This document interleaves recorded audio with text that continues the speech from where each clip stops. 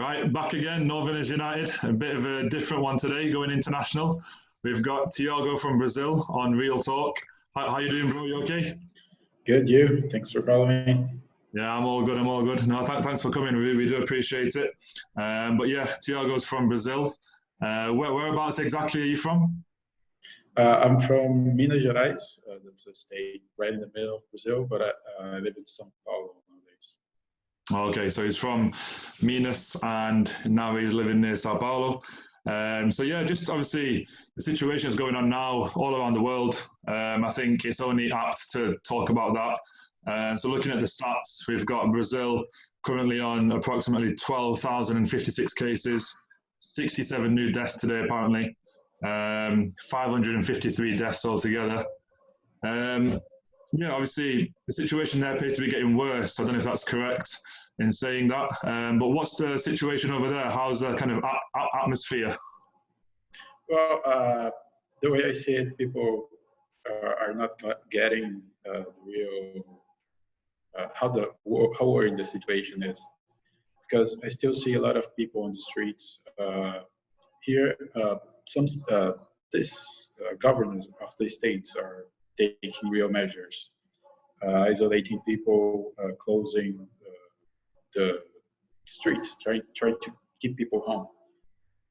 But I still see a lot of people on the streets, and the numbers you said they're correct in the official information, but they're not testing a lot of people here in Brazil. They're only testing people generally in severe condition, critical condition.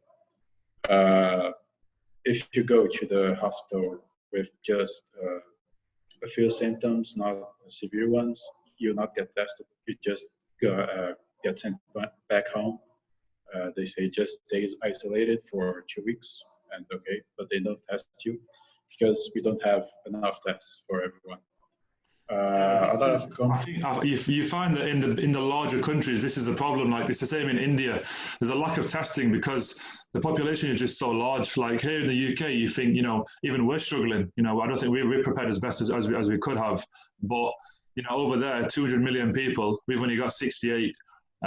So that's probably one major factor as to why testing has been so poor, maybe because of the large population, right? Yeah, but here in Brazil, in the past years, I think, not in the past years, since Brazil is Brazil, they don't invest how they should in research and university to develop tests and everything. So every year they take more money away from the researchers in the universities, in the companies that produce new things. So we don't have like the test because we have to buy everything from outside Brazil because we don't produce it here. The government don't give the money for researchers to produce things here, and that's a problem because when the pandemic, the World Health Organization said that there was a pandemic going on, and people starting taking measures for the whole Brazil. I think we had like 50, 100 tests available, just that, and they starting trying to buy new tests, but it takes some time to buy tests. And with coronavirus, things happens really fast. If you don't have tests for 2 weeks, maybe you can jump from 1,000 cases to 2,000 cases. 20,000 cases. Yeah. But so they started trying to buy tests. I think we bought like 1.5 million tests, but they started getting to Brazil, like arriving in Brazil last week. I think 500,000 cases. The tests arrived in Brazil last week. And if you see the curve of the cases, the cases growth in Brazil, you see in the start that about a week ago it was limited to 300 or 400 new cases every day in Brazil. That's because it's the amount of tests we can get done. Yeah. Not because there's like in São Paulo where I live, there's only one lab that do the tests for the entire city. a city with almost 20 million people. So the test, you get the result of the test like 2 weeks after you collect it. So the numbers we see may be from like 2 weeks ago, because people collected the test 2 weeks ago. Yeah. So we hope that with the new test, the fast test, I don't know how you call it, but this ones we get the results in 2 weeks. Yeah. The test the government bought give the result in like 15 minutes, I think. Yeah. Something like that. We hope that with these tests you can know for sure how many people are infected. Yeah. It's hard because they started saying they wanted to isolate just people in like old people, people with conditions that could get worse with coronavirus, and people that are infected. But you can't isolate infected people if you don't know who's infected. Yeah. And yeah, that's the situation here. No, it's a scary one, because if it's not controlled properly, it could get very bad very quickly. Because also, compared to here, you've got the favelas and places like that where you have a lot of people in a very, very condensed area, and social distancing, for example, it's not physically possible in areas like that. And that's where you've got the populations of thousands and millions if you add them all up, and that's when you can have real issues, because if that gets round and obviously the healthcare in them areas is nowhere near as good as it should be. We all know that could be a massive issue in Brazil, couldn't it? Yeah, we have people living in favelas, like 10 people live in a 10 square meter house. Like you can isolate people in a 10 square meter house. Yeah. And people don't have money to buy like soap, don't have money to buy things to protect themselves. Yeah. So if you can get one good thing from the coronavirus, like is people are really helping people that living in favelas. You see a lot of people donating like soap, things for personal hygiene, donating food, because if you want to isolate people, like I think the director from World Health Organization said last week, there are people that work to get the food for that day. Like they get the money they get that day to buy the food for that day. So if those people cannot work, you have to help them somehow. Yeah, that's it. The government is trying to give them, I think, 600 reais, that's the currency here, to help them during this period. But until the government can start giving this money, we have to help them, because well, if they cannot work, they cannot eat, they cannot do anything. That's it, yeah. It's true. It's like when I went to India, a very similar situation. There's millions of people that live day to day. So they like you said, they work that day to eat that day. It's not like me and you where we're, doing this job to go on holiday in a few months. They're living to basically to survive. You know what I mean? They're just existing really. Then they're not really living. But yeah, moving on to kind of your president. I don't know if he's as bad as ours, but our leader. But yeah, Bolsonaro, for those that don't know, Jair Bolsonaro. How would you summarize him in one sentence? To get to summarize him in one sentence before we go into detail, how would you summarize in one sentence? It's hard. Let me think. I think he's a lost kid that doesn't know how to do in these days. Really. Fair enough. And what's his strategy been throughout this process with the virus? Well, it's complicated. We're recording this, I think it's April 6th, right? Today, yeah, the 6th. Well, there's some breaking news here in Brazil, because who's conducting the really important things are the governors of the states, because here in Brazil we're divided in states, and the health secretary of Brazil, that's really taking measures. So, what's his strategy been then throughout this crisis, Bolsonaro? Well, it's complicated. Today we had some breaking news here in Brazil that President Bolsonaro wanted to fire his health secretary because the health secretary is basically uh, doing what the World Health Organization is saying, like to isolate people, test as many people as you can. He wants to do that. At least he says he wants to do that. But the president keeps saying that he wants to worry about people that need to worry to get food, like he said, just said.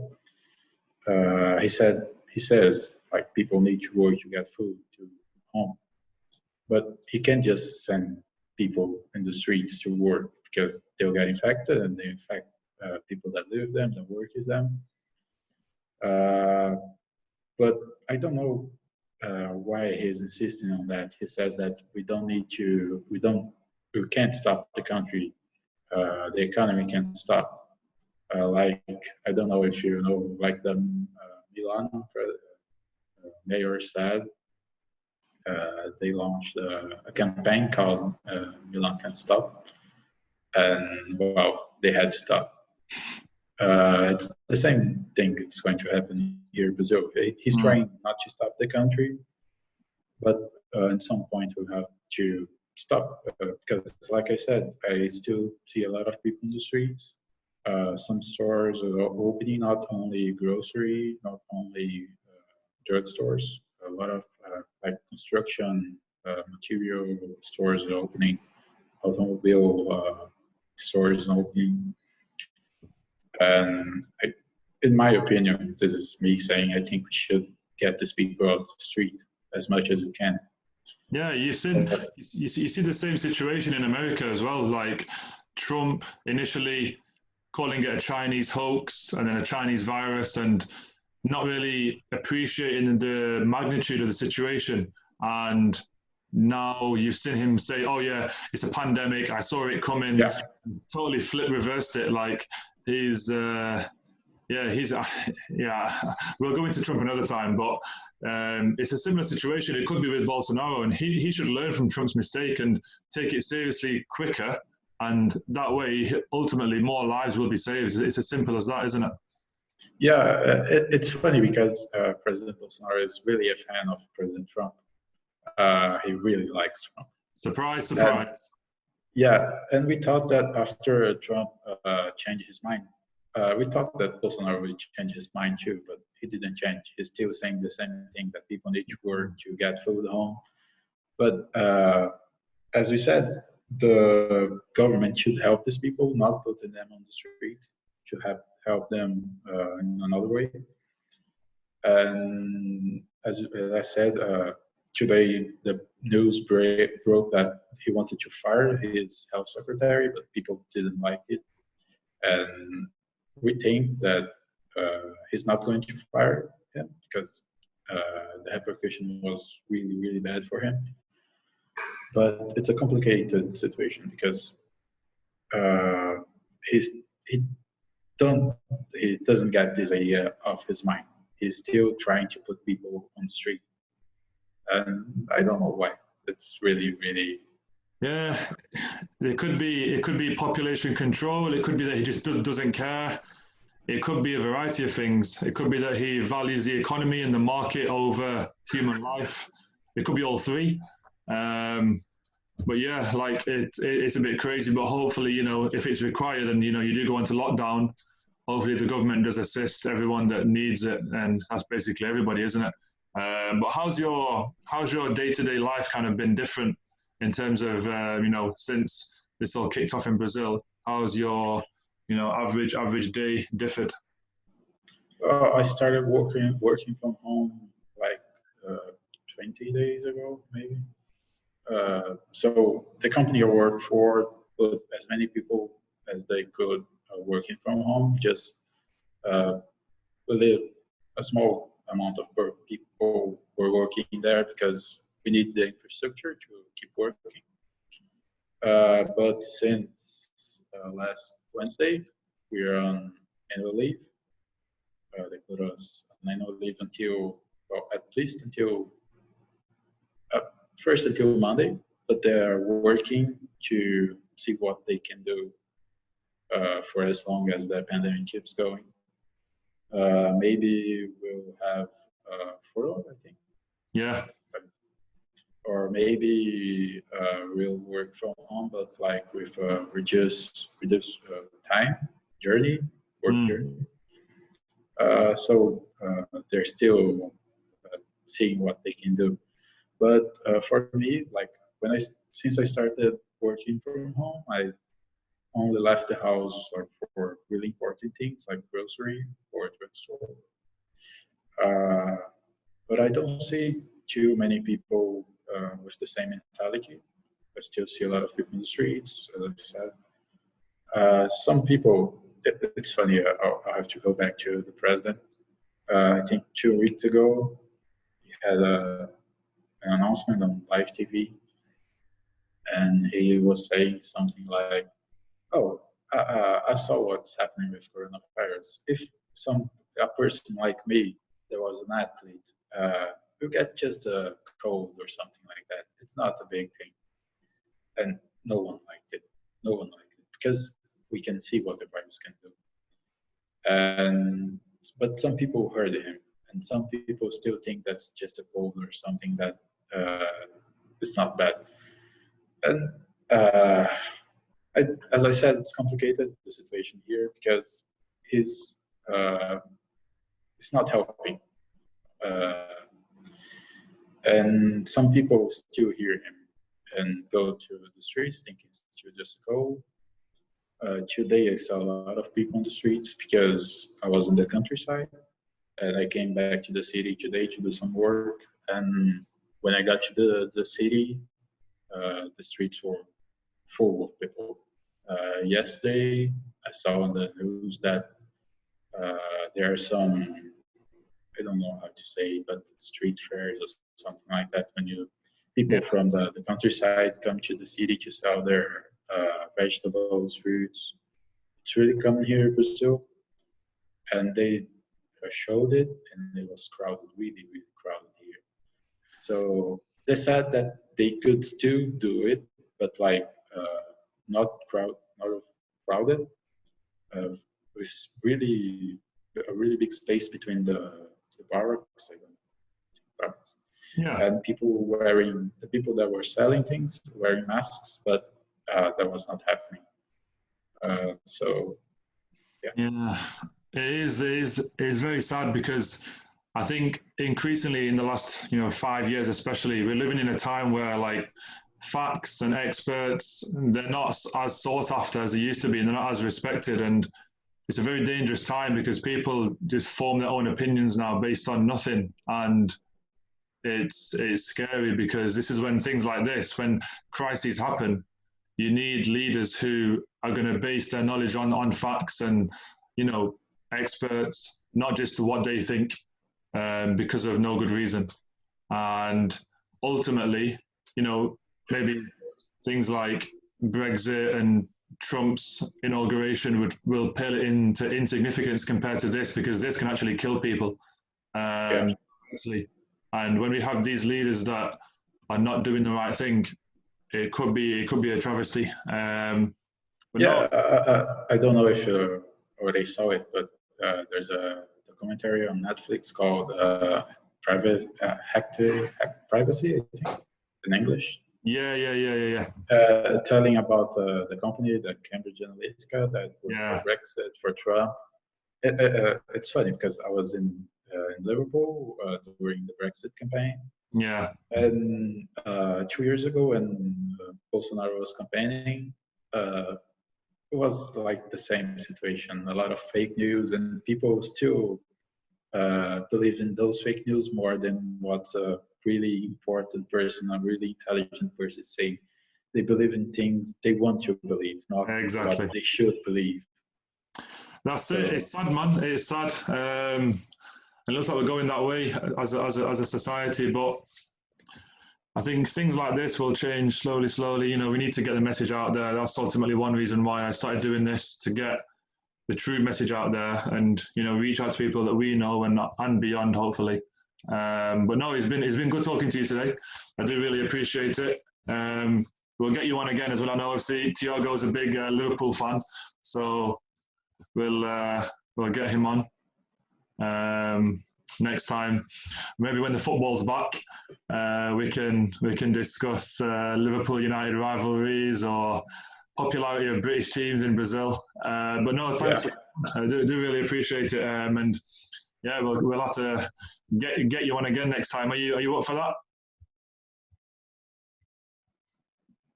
Sorry, thank you. I was just saying, are you up for coming on? Are you up for coming on again next time? Yeah, really, just call me. We can talk about football and your things. Just thank you for calling me.